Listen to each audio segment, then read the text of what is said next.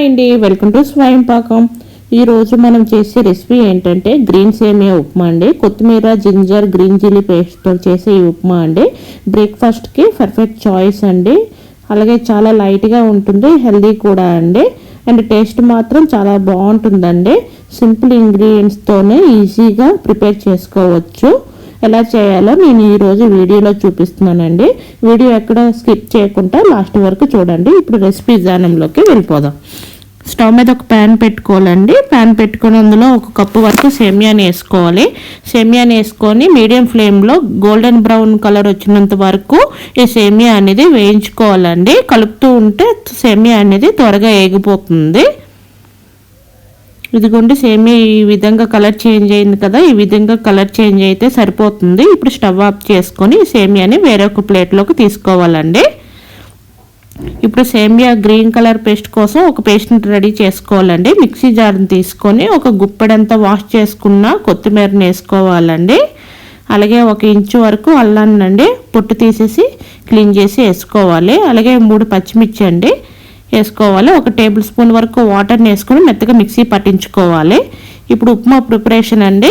ఇప్పుడు స్టవ్ మీద ఒక ప్యాన్ పెట్టుకొని అందులో 1.5 టీ స్పూన్ వరకు నెయ్యిని వేసుకోవాలండి. నెయ్యి నచ్చకపోతే ఆయిల్ అయినా వేసుకోవచ్చు. నెయ్యి ఇలా కరిగినాక అందులోనే 1/2 టీ స్పూన్ ఆవాలు, 1/2 టీ స్పూన్ జీలకర్ర, 1 టీ స్పూన్ శనగపప్పు, 1 టీ స్పూన్ మినప్పప్పు, 6 జీడిపప్పులను వేసుకొని ఈ పప్పులన్నీ లైట్గా కలర్ చేంజ్ అయినంత వరకు ఫ్రై చేసుకోవాలండి.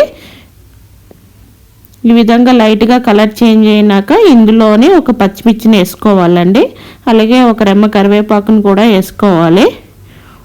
1 పెద్ద సైజు ఆనియన్ అండి ఇలా చిలుకలుగా కట్ చేసుకొని ఆనియన్ అనేది వేసుకోవాలండి. ఇలా ఆనియన్ వేసుకొని ఒకసారి బాగా కలుపుకోవాలండి. ఆనియన్ వేసుకొని కాస్త మెత్తబడిన వరకు ఫ్రై చేసుకుంటే సరిపోతుందండి. ఎక్కువ ఫ్రై చేయక్కర్లేదు. ఈ విధంగా ఆనియన్ అనేది మెత్తబడింది కదండి, ఈ విధంగా ఎగితే సరిపోతుంది. ఇప్పుడు ఇందులో మనం మిక్సీ పట్టించుకున్న పేస్ట్ని వేసుకోవాలండి. ఈ పేస్ట్ని వేసుకొని పచ్చివాసన పోయిందాకా వేయించుకోవాలండి. ఈ పచ్చివాసన పోయిందని ఎలా తెలుస్తుందంటే ఆయిల్ రిలీజ్ అవ్వాలండి, అంతవరకు ఈ పేస్ట్ అనేది వేయించుకోవాలి. ఈ విధంగా ఆయిల్ రిలీజ్ అయింది కదండి, ఇప్పుడు ఈ విధంగా ఎగితే సరిపోతుంది. ఇందులో ఇప్పుడు 1 కప్పు సేమియాకి 2 కప్పుల వరకు వాటర్ని వేసుకోవాలండి. ఇందులో రుచికి తగినంత ఉప్పును కూడా వేసుకోవాలి. వేసుకొని ఒకసారి బాగా కలుపుకొని మూత పెట్టుకొని వాటర్ అనేది మరిగించుకోవాలండి. ఇలా వాటర్ మరుగుతున్నప్పుడు మనం వేయించుకున్న సేమియాని వేసుకోవాలండి. సేమియాని వేసుకొని ఒకసారి బాగా కలుపుకొని మూత పెట్టుకొని మీడియం ఫ్లేమ్లో ఈ సేమియా అంతా దగ్గర పడినంత వరకు ఉడికించుకోవాలండి. ఇదిగోండి నాకు 10 నిమిషాలు మీడియం ఫ్లేమ్లో ఉడికింది. ఈ సేమియా అనేది ఈ విధంగా వాటర్ అంతా పోవాలండి. మొత్తం వాటర్ పోయితే ఈ సేమియా అనేది ఉడికిపోతుంది. 10 నిమిషాల టైంకి సేమియా అంతా నాకు ఈ విధంగా కుక్ అయిందండి. ఇప్పుడు ఒకసారి బాగా కలుపుకొని నచ్చితే మీరు లాస్ట్లో 1 లెమన్ జ్యూస్ వేసుకోండి, 1 చెక్క టేస్ట్ బాగుంటుంది. ఇప్పుడు స్టవ్ ఆఫ్ చేసుకోండి. ఇప్పుడు వేడివేడిగా ఉన్నప్పుడే సర్వ్ చేసుకోండి.